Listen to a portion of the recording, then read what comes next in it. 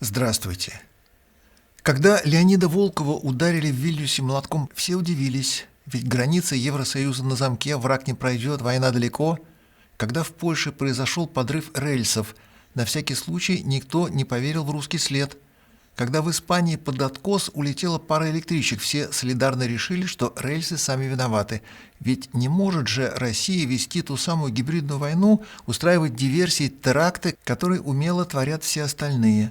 Россия показала, что она воюет танками, шахедами, убивать руками Красикова следующего Хангашвили точно не станет.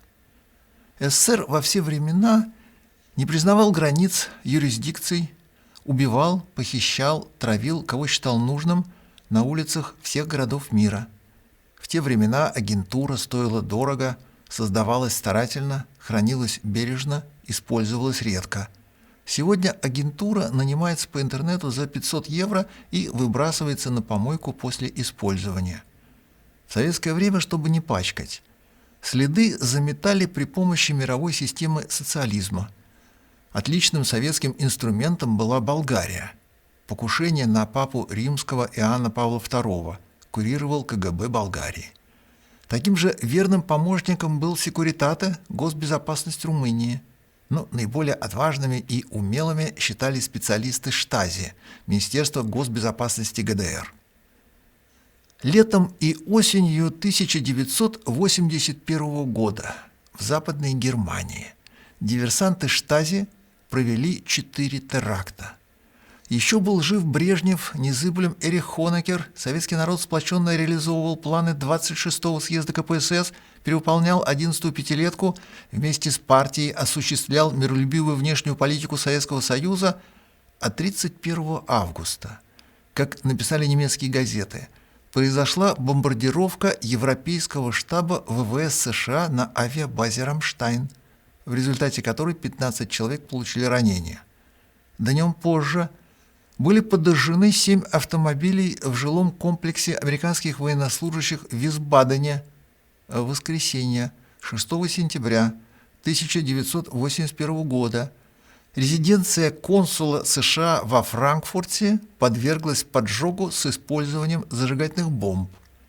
4-й теракт был запланирован против генерала Фредерика Кройзена, занимавшего в Европе 2 ключевые должности – командующего 7-й армией США и командующего Центральной группой армий НАТО. Генерал успел в 1945 году повоевать с немцами в Европе, десантником прошел Корейскую войну, был командиром пехотной бригады во Вьетнаме, теперь руководил империалистическим блоком НАТО, на борьбу с которым полагалось подняться всему прогрессивному человечеству. КГБ вместе со Штази для осуществления всех 4 нападений взяли в помощники местных террористов, подразделений команда Гудрун Энслин и фракции Красной Армии. Самым сложным было переправить в ФРГ оружие, особенно для финальной акции. Для убийства генерала требовалось что-то более серьезное, чем взрывчатка и зажигательные бомбы. Почерк КГБ, наглое нападение на улице средь бела дня. Важный фактор успеха – внезапность.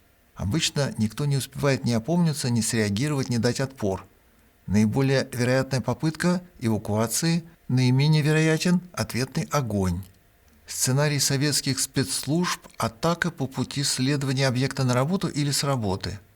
Штази доложила, что генерал Фредерик Кройзен ездит в штаб в Гейдельберге с водителем в служебном 116-м Мерседесе С-класса, поэтому в ФРГ был специально доставлен советский противотанковый гранатомет РПГ-7 и автомат Калашникова.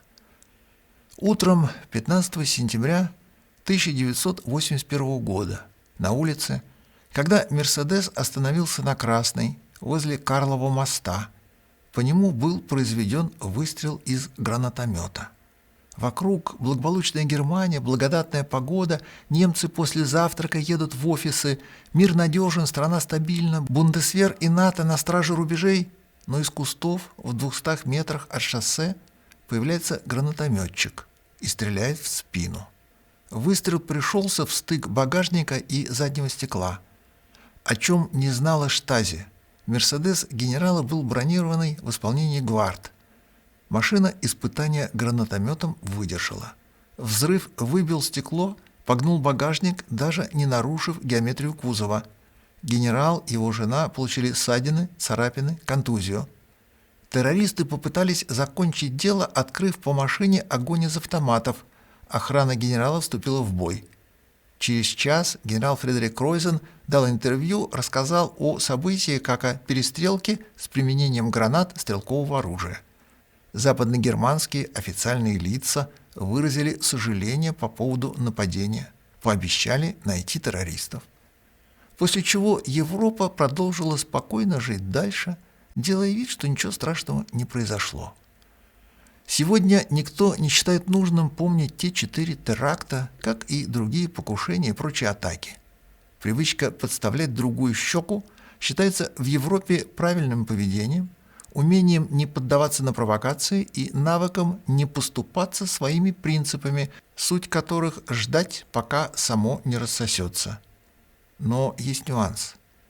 Тогда, 15 сентября 1981 года, в Вашингтоне представитель Пентагона Генри Катто заявил, правительство США считает, что Советский Союз причастен к террористической атаке.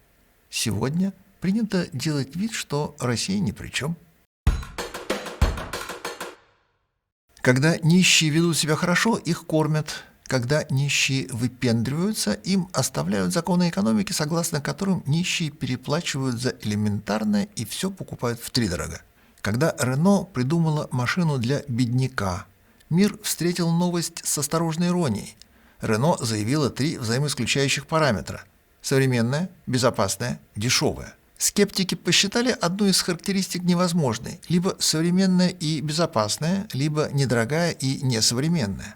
3 в одном не получится. Получилась дача Логан. Современная, безопасная, дешевая. За 5000 евро. Мотор 1.4, нет даже переднего стабилизатора, салон из вторсырья, без ручек. Но дизайн Патрика Ликемана, приличные звезды Евронкап и цена, которой в мире больше нет. По задворкам Европы, в Африке, в Южной Америке Логан продавался за обещанные 5000 евро. Но как только добрался до России, сразу столкнулся со снобизмом бедняка, умеющего хвастаться иномаркой даже во дворе пятиэтажки. Русские навалились на Логан с криками «Эпохи социализма больше 3 в одни руки не давать» и устроили такой ажиотаж, что московский офис Рено поднял цену до $11 000. Закон экономики. Когда нищие выпендриваются, они начинают переплачивать. Индия ведет себя скромно. Нарендра Моди всем говорит «да». Прекратите покупать русскую нефть? Да. Покупайте русскую нефть? Да. Дружите только с Америкой? Да. Не дружите с Америкой? Да. Очень удобный партнер. Всегда согласен. Всегда нищий. Поскольку делать свои автомобили Индия не умеет, весь мир скидывается им на приличный транспорт и постоянно создает специальные модели. Концерн Renault-Nissan, как большой знаток бедняков, специально для Индии придумал модель Renault Triber. Такой автомобиль создается сразу под все возможные задачи. Цель – стать самым универсальным бытовым приспособлением из возможного и непременно маленьким. Чем больше нищая страна, тем меньше в ней места. Россия тому самый показательный пример. Россия самая большая в мире, а жить негде. Поэтому все живут в Москве, где ни пройти, ни проехать. Задача конструкторов при создании маленькой машинки для большой семьи – превзойти победителя конкурса вещей для малогабаритной квартиры, где первое место взял ночной горшок ручкой внутрь. Renault Triber – компактный минивэн длиной 3,99 метра. У него 3 цилиндра, 72 лошадиные силы, но 7 посадочных мест. Все видели индийские поезда, когда на крыше едет больше, чем внутри. Читали сообщения о ДТП, когда в результате опрокидывания рейсового автобуса пострадало 300 человек. Поэтому 7 мест на 4 метрах – прожиточный минимум для Индии, вполне освоенный европейской школой конструирования. Поскольку автомобиль бедняка должен стоить дешево. Renault Triber в пересчете с рупий на деньги обходится в 6200 евро. В коллекции Renault такая машина – отличное продолжение игры по невыполнимым для остального мира правилам. Начав с слогана, превратив Dacia во всемирный бренд, показав пример умелого совмещения в одном флаконе трех несовместимых добродетелей, Renault прекрасно держит уровень и продолжает радовать бедняков всего мира. Но в альянсе, помимо Renault, привыкший делать автомобили для стран третьего мира и третьего сорта, есть Nissan, почему-то считающий себя более респектабельным. И он, переступив через гордыню, тоже завел себе машину бедняка, взяв Renault Triber и назвав его Nissan Gravit, после чего принялся на весь мир хвастаться, что впервые своими руками смастерил автомобиль нижнего ценового диапазона, тем самым расширив предложение для уважаемых самураев. Стоит прорывной Nissan столько же, сколько простой Renault – 6200 евро. Что для Renault привычное дело, для Nissan подвиг и ожидание награды. Nissan, как Дональд Трамп, ждет свою премию мира. Для Renault это очень правильная игра. От своего имени такой примитив продавать можно только в Индии. Испортить этой машиной бренд Dacia, заявить минивэн в Европе недопустимо. Dacia приличная, воспитанная, из хорошей семьи. А вот самовлюбленный Nissan, потоптавшись в Индии, может двинуть новейший образец сдержанного престижа в соседние праворукие страны и неплохо поторговать машиной бедняка за пределами главного рынка, тем самым хорошо окупив проект. Если бы Россия перестала воевать, вернулась к своему привычному сочетанию нищеты и мании величия, Renault начала бы поставлять для русских самый дешевый минивэн в мире, но не в виде недостаточно респектабельного Renault, а специально для русских под уважаемым логотипом Nissan со специальной ценой в 3 конца. Знаменитый американский джип и никому неизвестные канадские часы «Марафон» были созданы во Вторую мировую войну как инструменты для людей, находящихся в боевых условиях. Джип создавали в складчину. Его разработал American Bantam в 1940-м. Выпускался серийно фирмами Bantam, Willys Overland, Ford, начиная с 1941 года. В 1943 году Willys зарегистрировал товарный знак «Джип», попутно создав лингвистический прецедент. Имя придумано не так давно, на глазах у всех, и никто так и не понял, что оно означает, откуда взялось, почему такое странное, что позволяет неистово спорить по поводу этимологии слова «джип» до сих пор. Морис Вайн часовую компанию Marathon Watch организовал в 1939 году в Монреале, Квебек, Канада. В 1941 году Марафон начал поставлять наручные часы канадским вооруженным силам и союзникам. В последующие десятилетия компания продавала часы почти исключительно военным и государственным структурам по всему миру, лишь относительно недавно начав продажи гражданским лицам. Сегодня это одна из 2 компаний, производящих аналоговые часы, имеющих контракт с вооруженными силами США и регистрационный номер ГСА. На протяжении Второй мировой войны американцы, канадцы, австралийцы, новозеландцы, англичане, прочие союзники носили часы «Марафон», управляя джипами на полях сражений. После войны компания «Марафон» не отпустила военный контракт, модернизировала часы столько раз, сколько Министерство обороны США переписывало стандарты, всегда умело соответствуя спецификациям американской армии и продолжая оставаться ключевым поставщиком. Часы «Марафон» стали неотъемлемой частью экипировки американских военных, и десятки лет во всех войнах по всему миру американские солдаты оставались за рулем джипа и с часами «Марафон». Но если сегодня спросить у американских солдат про часы, у них вместо «Марафона» окажется «Гармин», как Oshkosh вместо джипа. Контракт на поставки в армию сохраняется, но ареал обитания сокращается. С марафонами в основном воюют боевые водолазы и поисково-спасательные команды. Прожив целую жизнь на оборонных контрактах, фирма «Марафон» вышла на гражданский рынок и стала выпускать часы для мирного населения. Самая интересная линейка – модели с логотипом «Джип». Сопоставимая история позволяет использовать схожие биографии ради общего успеха. Главная модель в линейке джиперских часов – «Рубикон». Они преисполнены исторического символизма, джиперской брутальности, могучей непотопляемости. Сделаны часы так, будто они фрезерованы из цельного куска стали и предназначены крушить вражеские черепа вместо кастета, бить о камни, корчевать пни, и на них не останется ни следа. Диаметр 41 мм, потому что год основания джипа 41-й. Люминесцентная маркировка по военным стандартам США сделана из трития, слабо радиоактивного изотопа водорода с периодом полураспада 12,5 лет и обещанием светиться в ночи 25 лет. Водонепроницаемость 300 метров. Механизм собственного производства с автоподзаводом из Швейцарии. Запас хода 41 час. Дизайн максимально джиперский. Самый сильный элемент – знаменитая на весь мир и запатентованная на всех углах решетка радиатора с 7 прорезями и контуром фар.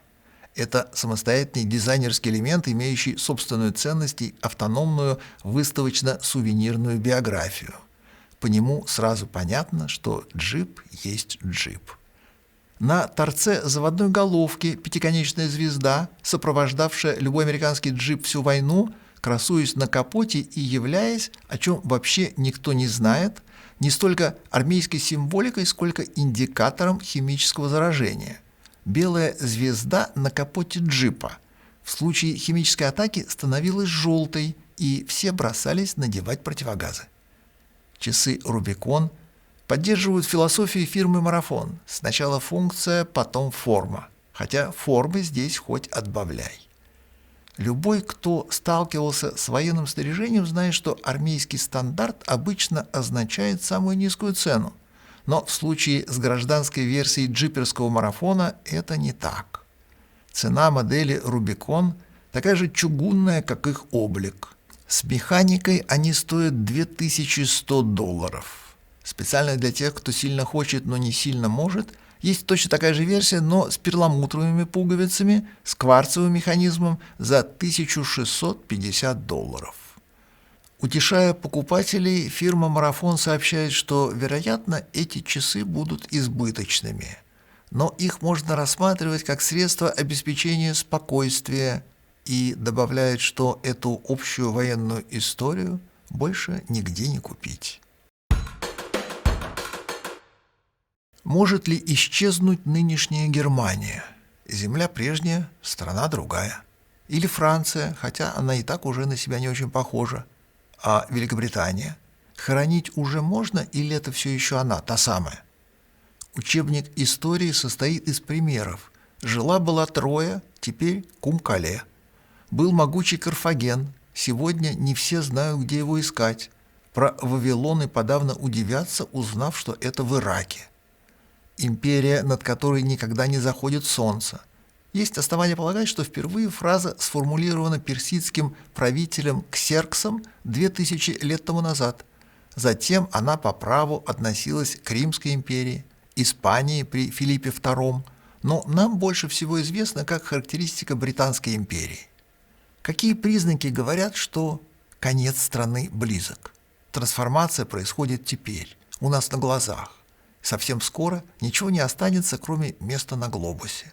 Чтобы понять вкус супа, не обязательно есть всю кастрюлю, достаточно одной ложки. Автомобильная промышленность – ложка вполне достоверная. Англия была первой в истории человечества, устроившей промышленную революцию, выполнив роль локомотива, став олицетворением прогресса.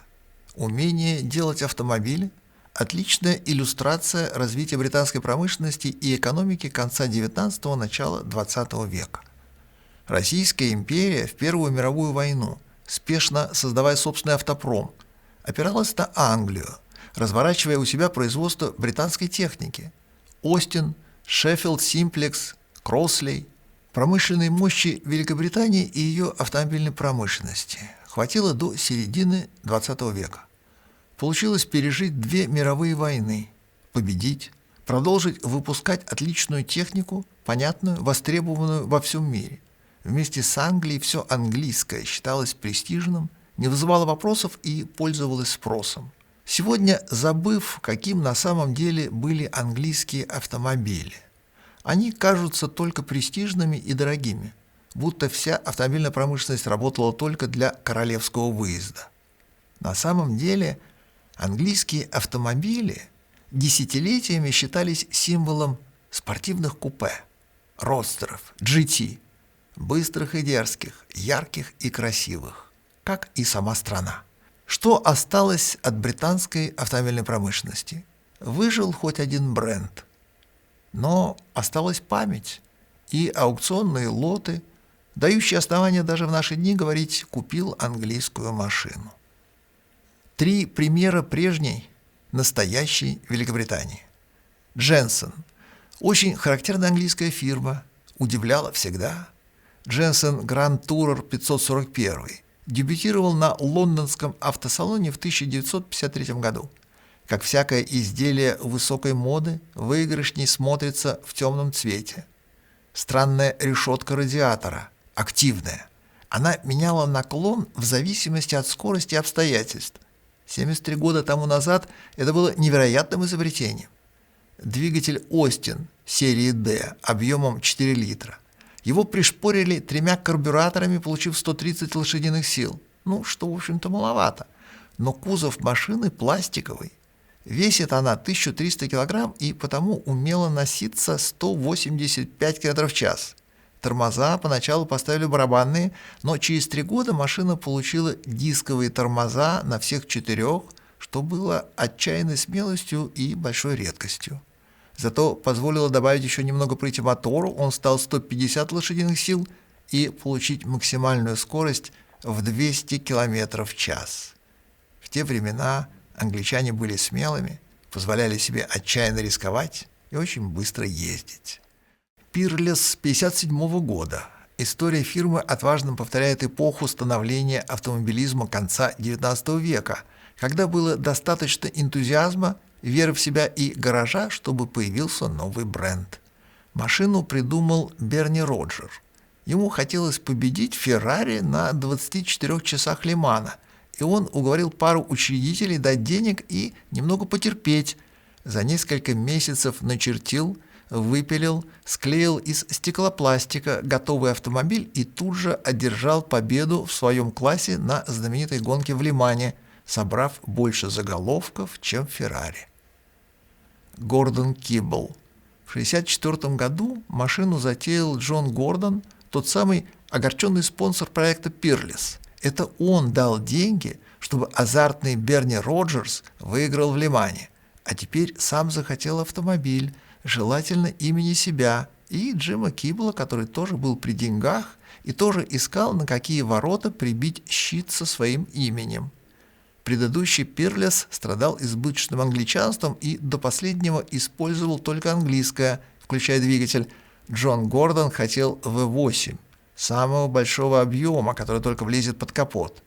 Влез в 5,4 литра мощностью 300 лошадиных сил от Шарля Корвет. Получилось задорно и многообещающе. Кузов – ателье Бертоне. Работы самого маэстро Джуджара.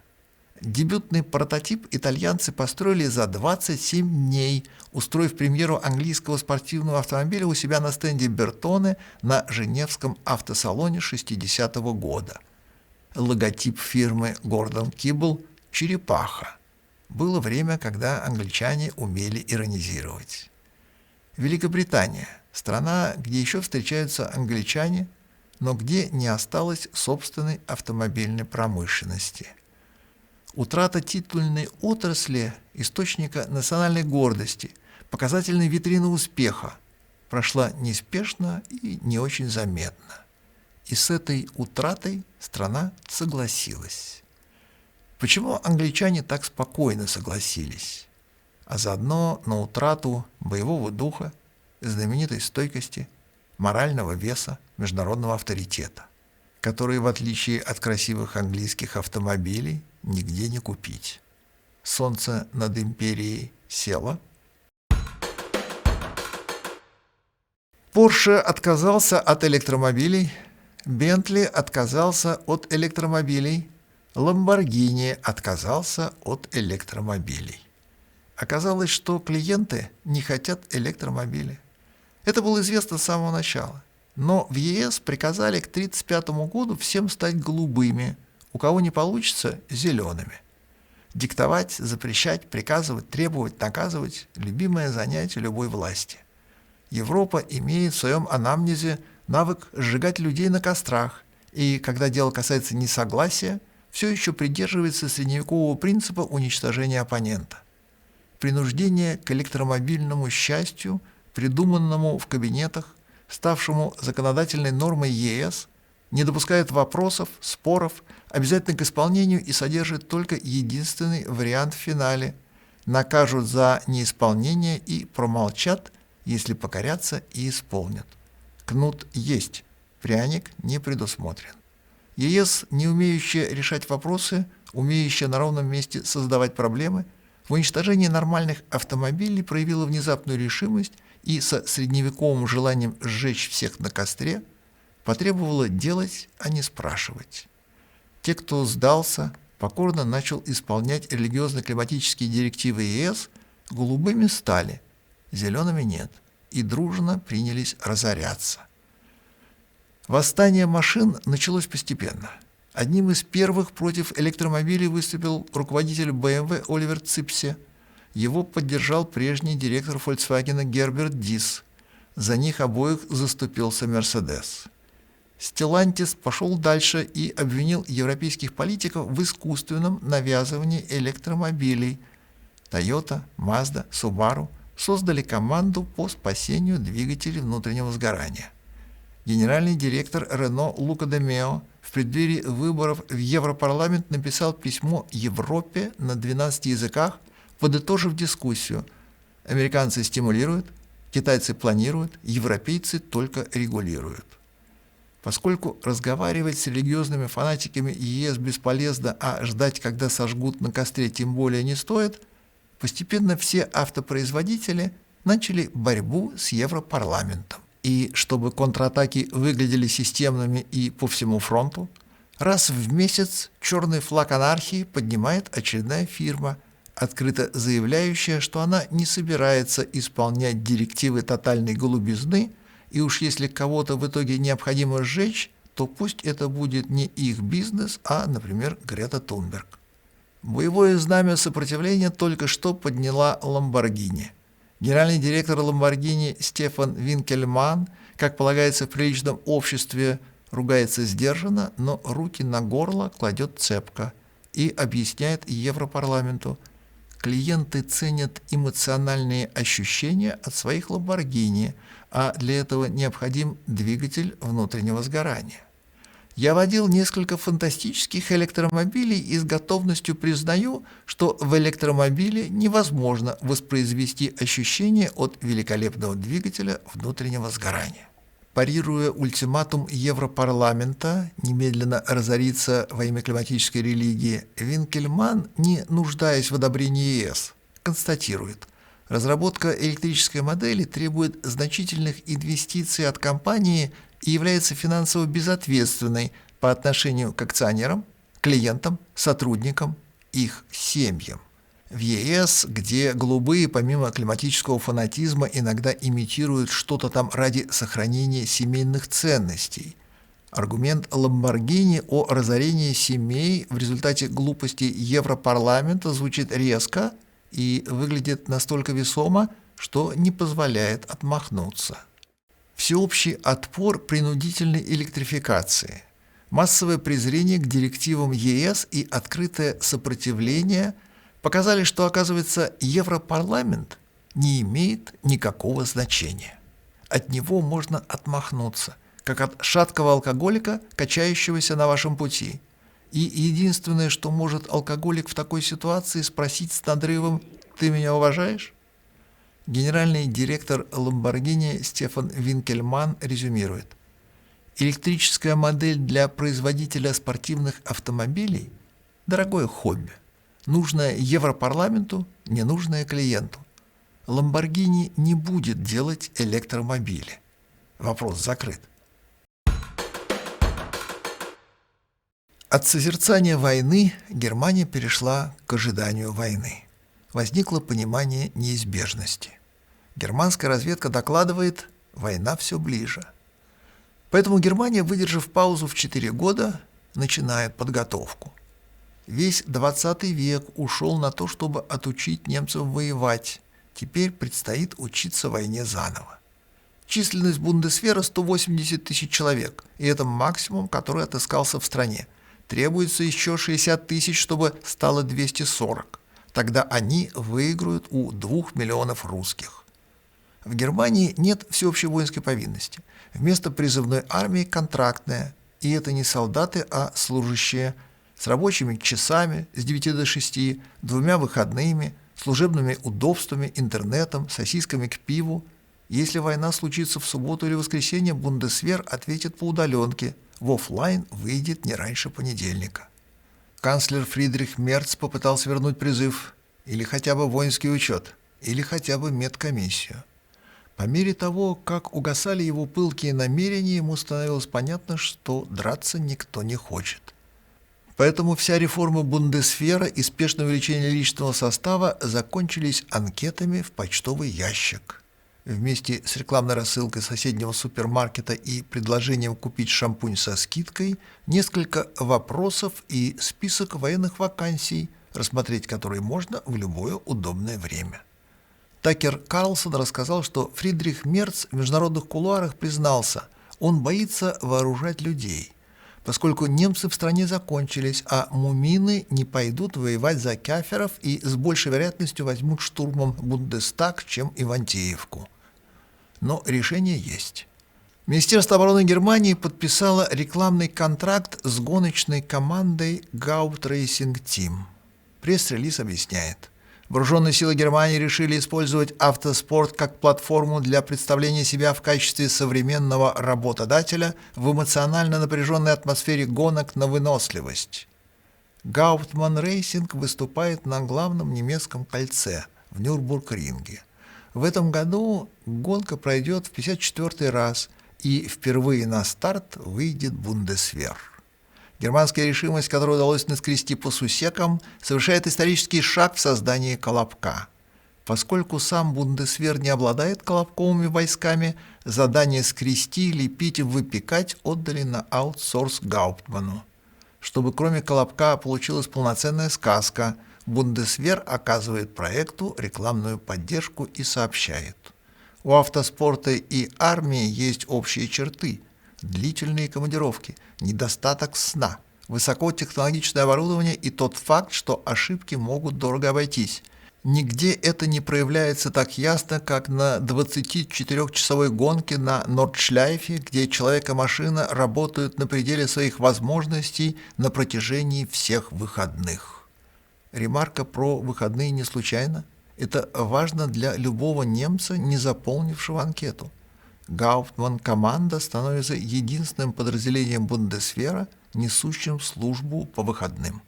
Бригадный генерал Вальтер Шульте, отвечающий за набор в армию, подчеркивает широкий спектр профессий, как в военной, так и в гражданской сфере, давая понять, что гоночная трасса превращается в удачную передвижную ярмарку вакансий, развивающую максимальную скорость 300 км в час. Готовясь к войне на Нюрбургринге, Бундесвер решил покрасить гоночную машину в цифровой камуфляж. В немецкой армии такого варианта нет, поэтому, когда машина выйдет на трассу, мало кто разгадает в ней армию. Поэтому для подсказки на дверях будет написано «Осмелитесь служить с нами». То ли призыв, то ли упрек, то ли угроза. Какую машину Бундесвер выбрал для привлечения всегерманского внимания?